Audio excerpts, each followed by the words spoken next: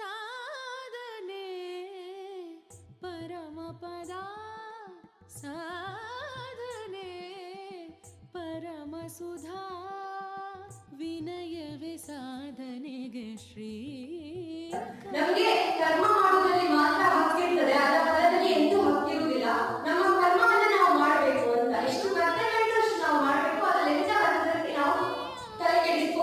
ನನ್ನ 3 ಮಕ್ಕಳು ಸರ್ಕಾರಿ ಶಾಲೆಯಲ್ಲಿ ಓದೋರು, ಪ್ರಾಥಮಿಕ ಶಿಕ್ಷಣ. ನಮ್ಗೆ ಯಾವುದೇ ನಿರಾಕರಣೆ ಬೇಡ. ಪ್ರತಿಯೊಂದು ಮಗುವಿನಲ್ಲಿಯೂ ಒಂದಲ್ಲ ಒಂದು ಪ್ರತಿಭೆ ಉಂಟು. ಆ ಪ್ರತಿಭೆಯನ್ನು ಹೊರಗೆ ತರುವಂಥದ್ದು ಅದು ನಮ್ಮ ಸಮಾಜದ ಕರ್ತವ್ಯ, ಅದು ನಿಮ್ಮ ಕರ್ತವ್ಯ ಇಲ್ಲ. ಮಕ್ಕಳಿದ್ದಾಗ ಚಂದಮಾಮ ಓದುವಂತ ಒಂದು ಅಭ್ಯಾಸವನ್ನು ಬೆಳೆಸಿದ್ದಾರೆ. ಇದಕ್ಕೆ ವೇದಿಕೆ ಸಿದ್ಧವಾಗಿದೆ. ಯಾಕೆ